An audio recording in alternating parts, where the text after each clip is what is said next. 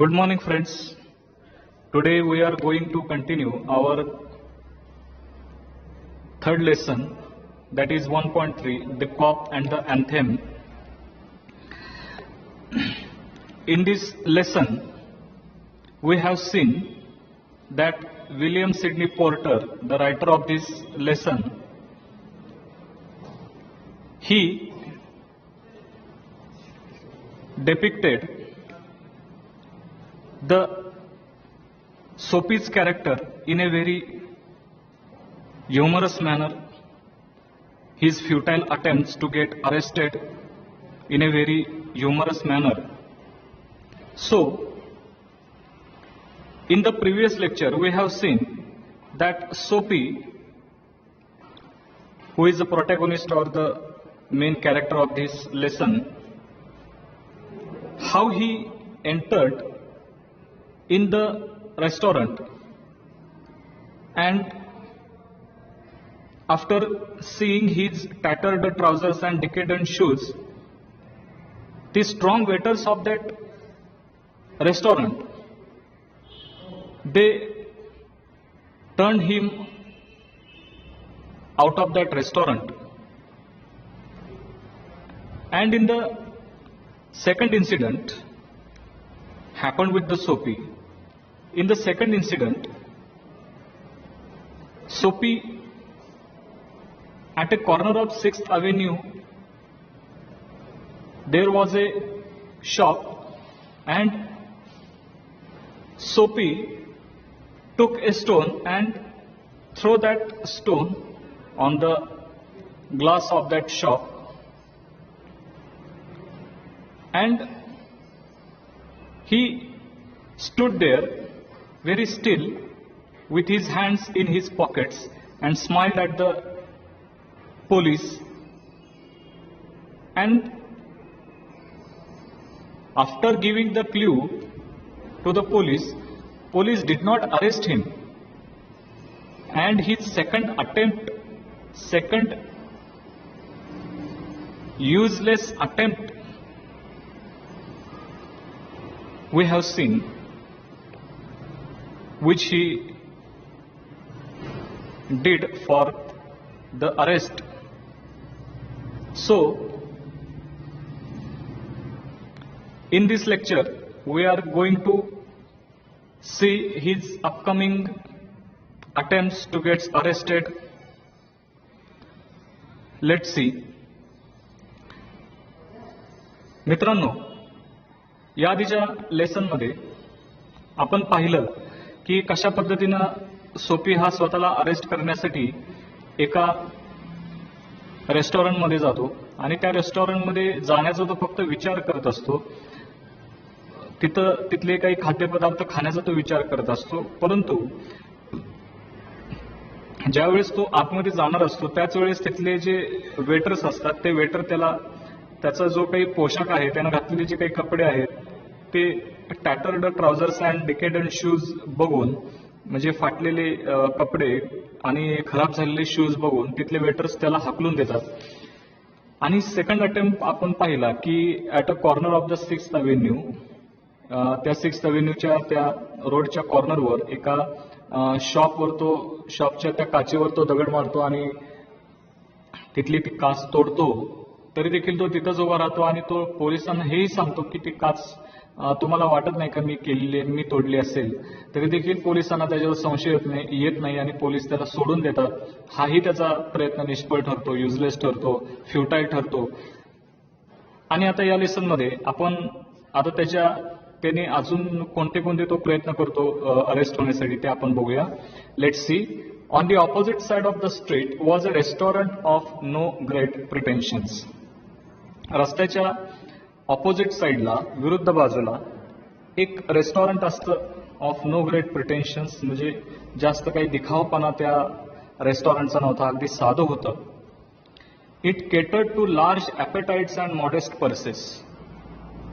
आणि ते जे रेस्टॉरंट होतं त्या रेस्टॉरंट इट केटर म्हणजे खाऊ घालणे किंवा टू फीड, ते खाऊ घालत होतं किंवा लोक तिथे येऊन खात होते टू लार्ज ॲपेटाइट्स. लार्ज म्हणजे भरपूर मोठ्या प्रमाणात, in a very large scale. Appetites means appetite here is a symbol for the people. It stands for the people or hungry poor people. Appetites म्हणजे भूक. आणि अशा गरीब लोकांना, गरीब लोक जे भुकेलेले होते, भरपूर प्रमाणात त्या हॉटेलमध्ये, त्या रेस्टॉरंटमध्ये ते जात होते. अँड मॉडेस्ट पर्सेस, याचं कारण काय होतं तर मॉडेस्ट पर्सेस, ते जे हॉटेल होतं ते मॉडेस्ट म्हणजे अफोर्डेबल आणि पर्सेस म्हणजे प्राइस म्हणजे किंवा किंमत. तिथले जे काही खाद्यपदार्थ होते ते सर्वसामान्य लोकांना, सामान्य जनतेला, गरीब लोकांना परवडणारे असे होते. तिथले जे काही पदार्थ मिळत होते ते अगदी कमी किमतीमध्ये मिळत होते. It's crockery and atmosphere were thick. तिथले जे क्रॉकरी होते म्हणजे तिथले जे भांडी होते, युटेन्सिल्स जे होते. And atmosphere here for the crowd. Atmosphere means crowd. तिथली जी काही गर्दी होती ती पण कशी होती, थिक होती मीन्स भरपूर होती, व्हेरी जास्त होती. Its soup and napery thin. आणि इट्स सूप म्हणजे त्या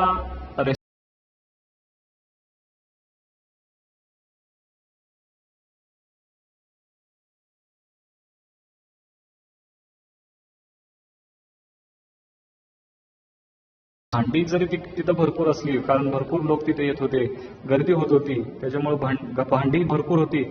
आणि असं असलं तरी तिथला जो खाण्याचा जो दर्जा होता तो खालच्या दर्जाचा होता, कमी होता. आणि खर्च देखील कमी होता, म्हणजे कमी खर्चामध्ये भरपूर तिथं खायला मिळत होतं.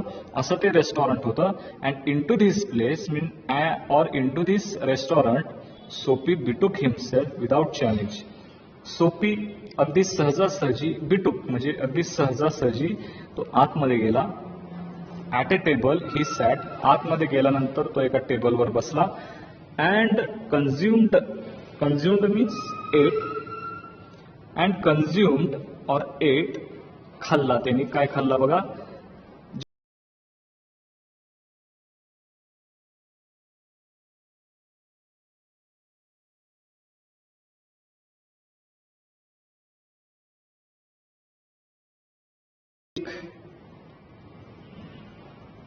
मांस, फ्लॅपजॅक, ओटपासून, ओट्स जे धान्य आहे त्याच्यापासून तयार केलेले टोस्ट, त्याला फ्लॅपजॅक म्हणतात.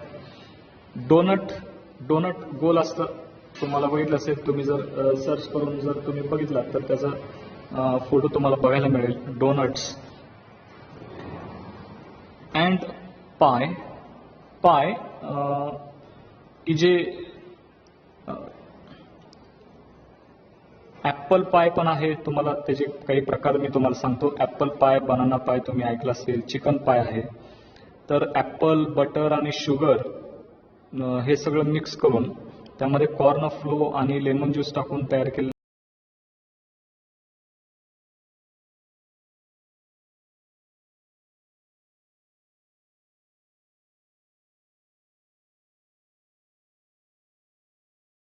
वेटरनं त्याने फॅक्ट सांगितली त्याच्याबद्दल, त्यानं त्याची खरी गोष्ट सांगितली तिथल्या वेटर्सना की खाऊन झाल्यानंतर, that the minutest coin means no any single coin, म्हणजे एकही कॉइन त्याच्याकडे नव्हता, म्हणजे चिल्लर पैसे सुद्धा त्याच्याकडे नव्हते. मायन्युटेस्ट म्हणजे चिल्लर पैसे.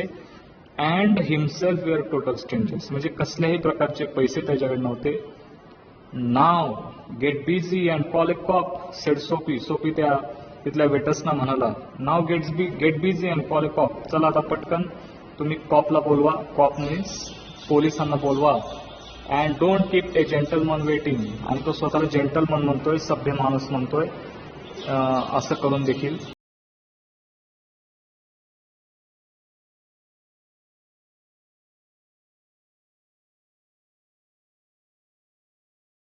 मोटिव्ह होता, मेन त्याचं जे टार्गेट होतं, उद्देश जो होता हे असं सगळं करण्याचा की काय तर टू गेट अरेस्ट. आणि त्याच्यासाठी तो हे सगळे जे ह्युमरस किंवा विनोदी अशा तो सगळ्या गोष्टी करायचा. No cop for you said the waiter. म्हणलं नो कॉप फॉर यू. तुला पकडण्यासाठी आम्ही पोलीस आता नाही बोलवणार. with a voice like a butter cakes and an eye like the cherry in the Manhattan cocktail. तर तिथला जो वेटर होता तो त्याला म्हणाला की नो कॉप फॉर यू, तुझ्यासाठी पोलीस आम्ही नाही बोलवणार. आणि त्याचा जो आवाज होता तो कसा होता, एखादा बटर केक सारखा होता. आणि त्याचे जे डोळे होते त्या वेटरचे ते कशासारखे दिसत होते, तर cherry in the Manhattan cocktail. तर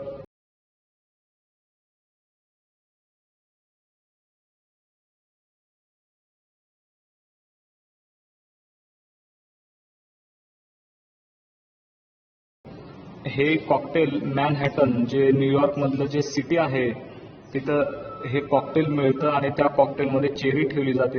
त्या कॉकटेलमध्ये जशा पद्धतीनं चेरी ठेवली जाते तशी त्या वेटरचे डोळे दिसत होते, म्हणून तसं म्हणलेलं आहे. हे कॉन म्हणजे दुसऱ्या वेटरचं नाव आहे. तो वेटर दुसऱ्या त्या हॉटेल रेस्टॉरंट मधल्या वेटरला त्याने हाक मारली हे कॉन म्हणून. त्याचं नाव कॉन होतं दुसऱ्या वेटरचं नाव. Neatly upon his left ear on the callous pavement, two waiters pitched soapy. त्याच्या डाव्या कानाला पकडून त्याला उठवलं आणि एका कॅलस पॅवमेंट, कॅलस म्हणजे very hard, callous means very hard, pavement म्हणजे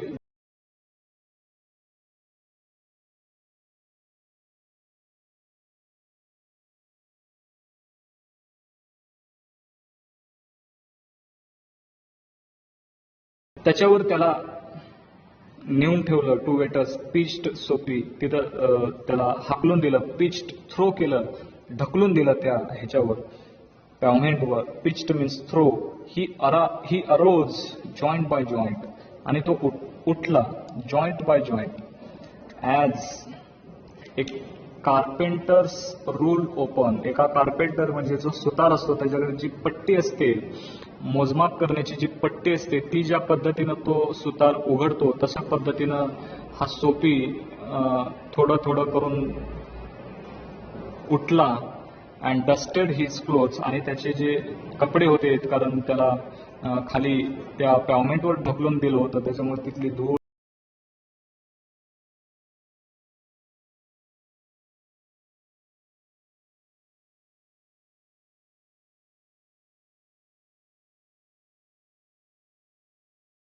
असं ते ड्रीम त्याला वाटू लागलेलं होतं. अवघड, मिळण्यास अवघड किंवा तिथं जाण्यास अवघड त्या जेलमध्ये ते ड्रीम जे होतं त्याचं ते आता अवघड त्याला वाटायला लागलेलं होतं.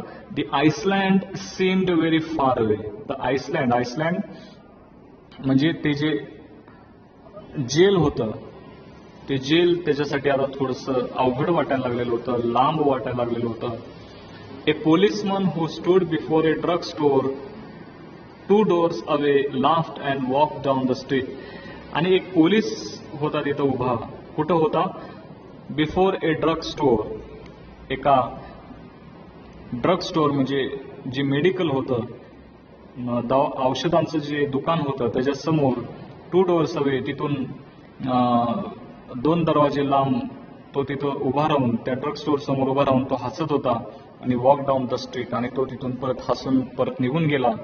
Soapy was seized with a sudden fear that some dreadful enchantment had rendered him immune to arrest. सोपीला असं वाटायला लागलेलं होतं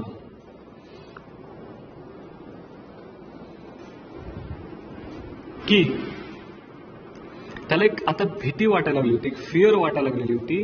दॅट सम ड्रेडफुल एन्चॅन्टमेंट, की dreadful means fearful, enchantment means super natural power, एक जादू, एक भयानक अशी जादू काय करते असं त्याला वाटायला लागलेलं होतं. Had rendered him, rendered means made him immune, immune means to stop, to arrest.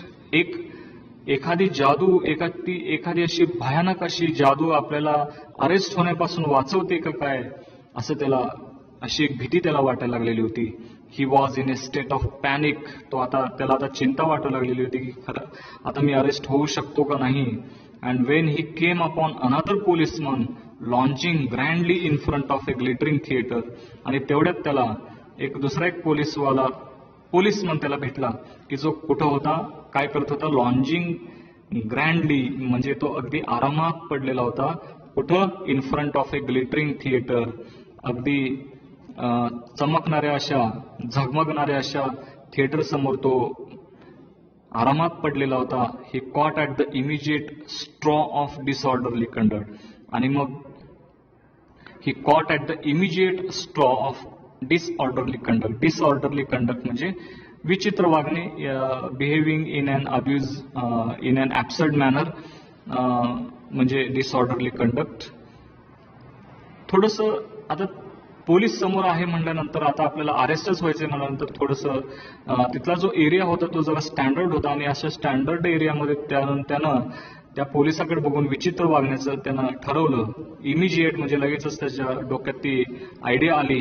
On the side walk Soapy began to yell drunken gibberish at the top of his harsh voice. On the sidewalk, आणि रस्त्याच्या कडेला उभा राहून Soapy what he began to yell, he began to crowd, he began to तो ओरडायला लागला. Drunken gibberish, तो drunken म्हणजे दारू पिलेल्या एखाद्या जिब्रिश, दारू पिलेल्या माणसासारखा तो जिब्रिशपणे ओरडू लागला. जिब्रिश म्हणजे मिनिंगलेस, व्यर्थ, मिनिंगलेस स्पीच. जिब्रिश म्हणजे मिनिंगलेस स्पीच. व्यर्थ तो बडबड करू लागला, ओरडायला लागला. जसा एखादा दारू पिलेला माणूस ओरडतो तशा पद्धतीने तो रस्त्याच्या कडेला उभा राहून ओरडू लागला.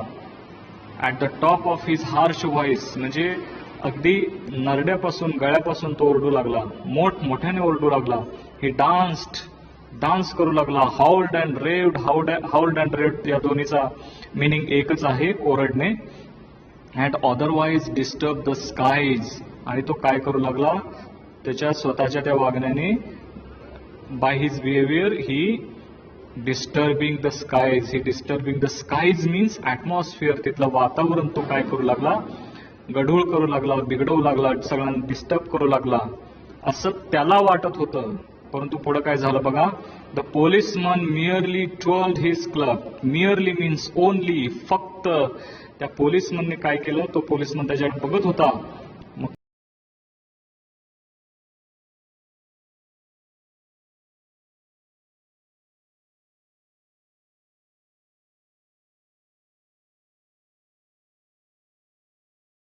गोल गोल फिरवली ती त्याच्या हातातली club and turn his back to Soapy. आणि त्याच्याकडे दुर्लक्ष केलं. त्याने त्याच्याकडे पाठ केली, त्याच्याकडे दुर्लक्ष केलं त्या सोपीकडे.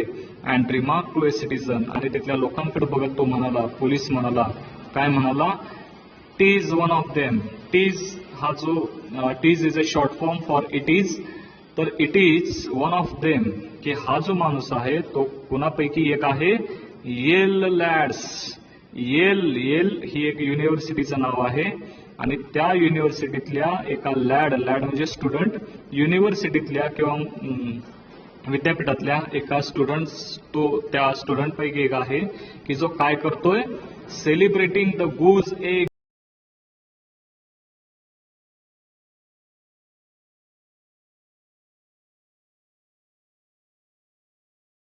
सेलिब्रेशन करतोय. कसलं सेलिब्रेशन? कशाचं सेलिब्रेशन चालू आहे? The goose egg they give to the Hartford college. तर हॅटफोर्ड कॉलेजला या येल मधल्या स्टुडंटनी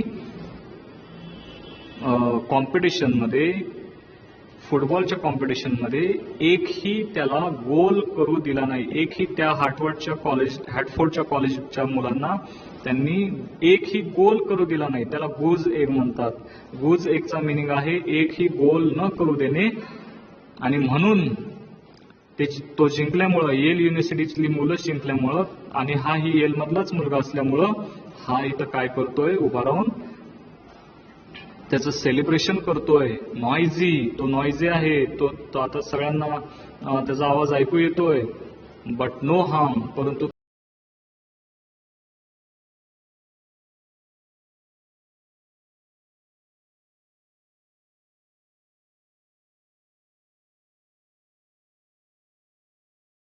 काय होणार होतं? डिसकन्सोलेट. तो जो सोपी होता तो व्हेरी अनहॅपी, तो दुःखी झाला, कारण तो पोलिसांना त्याच्याकडे दुर्लक्ष केलं आणि त्याचं अशा पद्धतीचं बोलणं ऐकून त्याला आता वाटलं की आता ह्याही वेळेस आपण अरेस्ट नाही होऊ शकणार. सोपी स्टॉप्ड हिज अनव्हेलिंग रॅकेट. आणि शेवटी आता तो पोलीस आपल्याला अरेस्ट करत नाही म्हणल्यानंतर सोपीनं त्याचे जे प्रयत्न होते ते निष्फळ प्रयत्न ते त्याने स्टॉप केले. अनव्हेलिंग रॅकेट म्हणजे निष्फळ प्रयत्न, फ्रुटलेस अटेम्प्ट ते त्याने थांबवले. वुड नेव्हर ए पोलिसमन ले हँड्स ऑन हिम. एकही पोलीस मला पकडू शकणार नाही का. इन हिज फॅन्सी, आणि त्याच्या या भ्रमामध्ये द आइसलँड सीम्ड अँड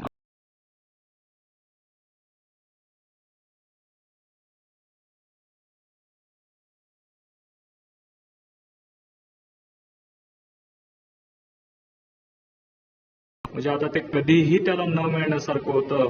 ते आर्केडिया म्हणजे स्वर्ग, paradise, a mountainous district in the Peloponnese of southern Greece. In poetic fantasy it represents a pastoral paradise. म्हणजे स्वर्ग त्याला म्हणलेलं आहे, परंतु इथं स्वर्ग कशाला म्हणलेलं आहे, तिथं असलेल्या जेलला इथं आर्केडिया स्वर्ग म्हणलेलं आहे. आणि ते आता त्याला अनअचिवेबल वाटत होतं. He buttoned his thin coat against the chilling wind. त्याने मग आता तिथं चिलिंग विंड म्हणजे खूप थंड असं व्हेरी कूल विंड, वारं तिथं वाहत होतं. आणि त्याच्यामुळं त्यानं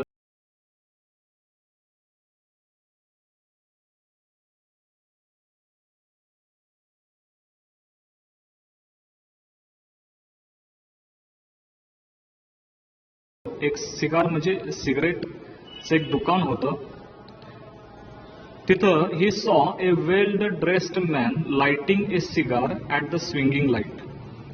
मग त्या सिगारेटच्या स्टोअरमध्ये त्याने बघितलं की तिथं एक माणूस एक चांगले कपडे घातलेला होता, लाइटिंग ए सिगार. आणि तो माणूस काय करत होता, what he was doing, he was lighting A cigar. त्याची जो सिगारेट होती ती तो पेटवत होता. लाइटिंग म्हणजे पेटवणे. ॲट द स्विंगिंग लाईट, तिची लाईट जी ते लायटर जे असतं त्याची लाईट जी हलते त्याला स्विंगिंग लाईट म्हणलेलं आहे. He had set his silk umbrella by the door on entering. त्या माणसाने काय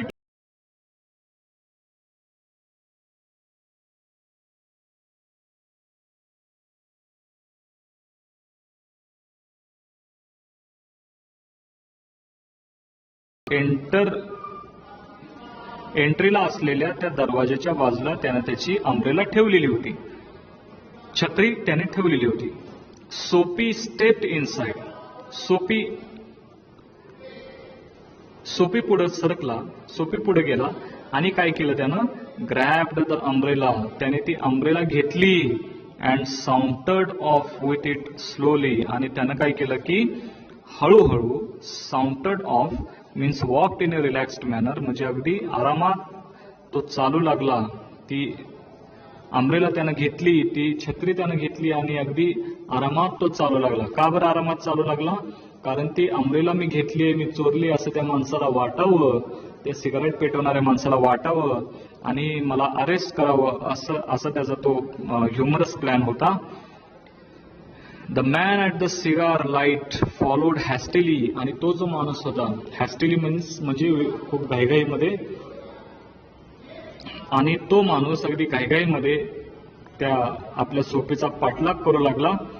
माय अम्ब्रेला ही सेड स्टर्नली. तो माणूस अगदी रागात म्हणाला, माय अम्ब्रेला माझी छत्री, असं तो म्हणाला. ओ is it, sneered Soapy. Sneered means gave a contemptuous or mocking smile, remark or tone, म्हणजे चिडवत तो त्याला म्हणाला, मॉकिंग रिमार्क त्याने केला. काय, ओ इज इट, की ही तुमचे. ॲडिंग इन्सल्ट टू पेटी लार्सनी. पेटी म्हणजे अगदी क्षुल्लक वस्तू, तुच्छ वस्तू. Larceny means theft of personal property, एखाद्याची वैयक्तिक वस्तू चोरणे जे चोरलेले असते त्याच्याकडे त्या जी चोरलेली वस्तू होती त्याचा पण इन्सल्ट करत तो म्हणाला, ओ इज इट, ही तुमचे. Well why don't you call a policeman. ही तुमचे, तर मग तुम्ही पोलिसला का बोलवत नाही. आय टूक इट, मी ती घेतली, मी ती चोरली. तुम्ही बघताय, युअर अम्ब्रेला, ही तुमची छत्री आहे. Why don't you call a cop, तुम्ही पोलिसांना का बोलवत नाही. There hands on the corner, there stands one on the the कॉर्नर, तिथे एक जण उभा आहे, तुम्ही का त्यांना बोलवत नाही? The umbrella owner slowed his steps. असं म्हणल्यानंतर तो जो माणूस जो पाठलाग करत येत होता, पळत येत होता सोफीकडं, तो आता थांबला. Slowed his steps. थांबल्यानंतर सोफी डीड लाईकवाईज. सोफी पण थांबला. With a premonition. Premonition means a strong feeling that something is about to happen, especially something unpleasant. तो माणूस यायचं थांबला. तो का यायचं थांबला?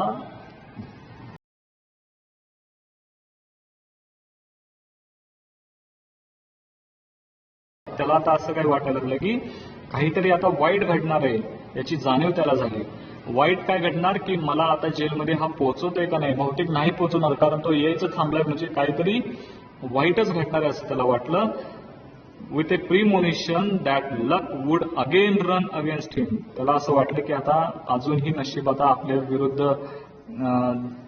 आपल्या विरोधी जाते का काय? याही वेळेस आपलं लक आपल्याला आपली साथ सोडते का काय, असं त्याला वाटलं. The policeman eyed at the two curiously. आणि तिथला जो पोलीस उभा होता तो त्या दोघांकडे अगदी उत्सुकतेने बघत होता. Of course said the umbrella man. तो माणूस म्हणाला की हो, नक्की. वेल यू नो हाऊ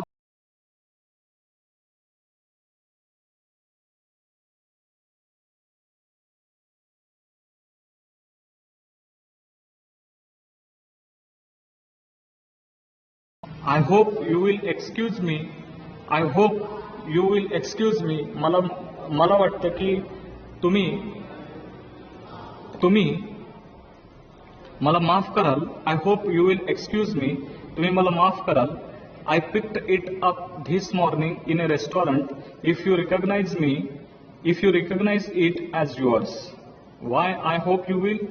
आणि ही जर तुमची छत्री असती तर अशा प्रकारचे मिस्टेक्स, अशा प्रकारच्या चुका होतच असतात. जर तुमची असती तर तुमच्यासोबत पण अशी चूक झाली असती. I hope you will excuse me. मला आशा आहे की तुम्ही मला माफ कराल. I picked it up this morning. मी सकाळीच ही छत्री उचललेली.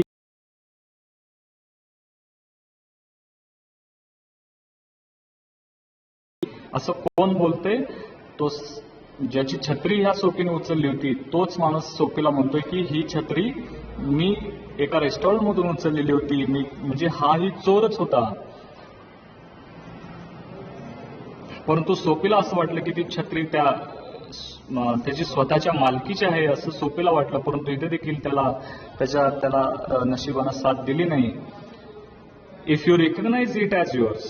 आणि जर ही तुमची आहे, हे आता तुम्ही तुमची छत्री आहे असं ओळखलेलं आहे. Y hope you will. मग ही तुमची छत्री आहे, मी आता त्या छत्रीला मी नाही हात लावणार. Of course it is mine said Soapy savagely. सोफीला राग आला. सोफीला इथं का राग आला? कारण ती छत्री त्या माणसाची नव्हती. त्या माणसाने पण कुठं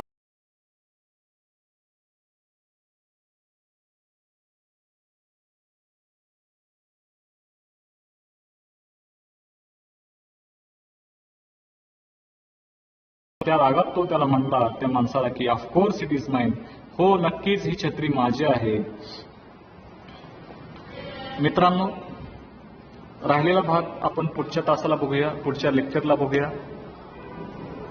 झालेला भाग परत एकदा वाचा. जे काही हार्ड वर्ड्स आहेत, डिफिकल्ट वर्ड्स आहेत ते वाचा, रीड करा. परत एकदा हा लेसन सगळा रीड करून इथपर्यंत झालेला भाग परत एकदा वाचून तो समजून घेण्याचा प्रयत्न करा. ओके.